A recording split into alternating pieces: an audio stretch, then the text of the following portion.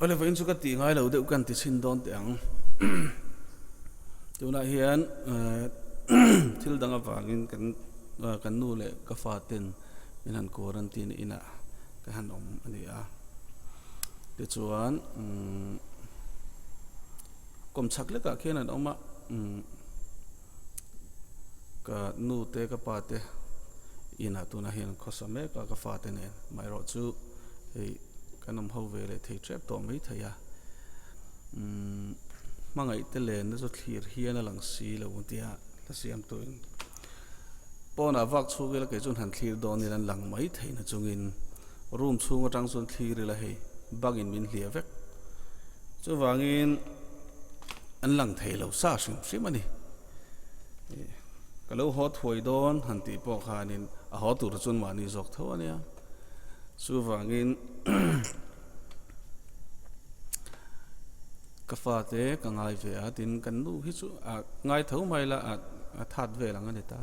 ka fa te fa pa te pan hi ka ngai em a ti chuanin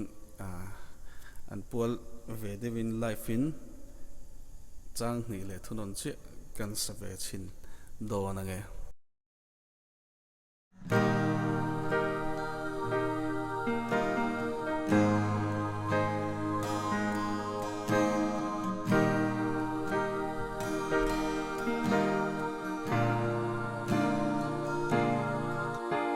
Mangai te len na chu khir hian alang silo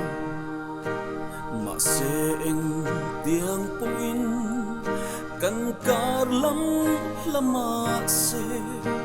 ka thin lung mangai na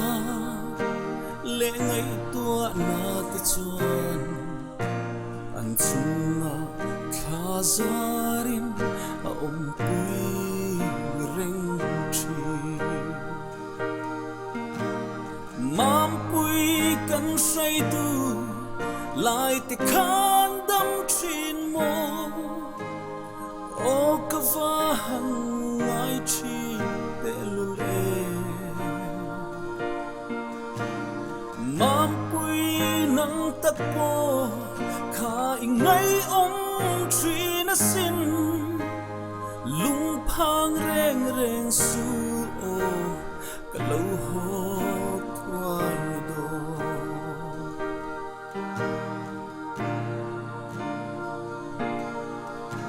o ka mangai te u ka duat em te u in loi na ru na riang te o in zal na lai lai tualin len na te mit kha an cham reng lung chim ten do na har dam phot mai te u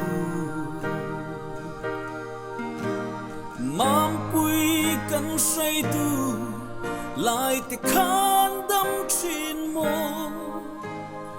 o ka va hang ngai chi te lu e mam pui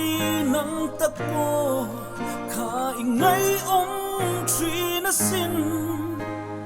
lung phang reng reng su o ka lo ho twai do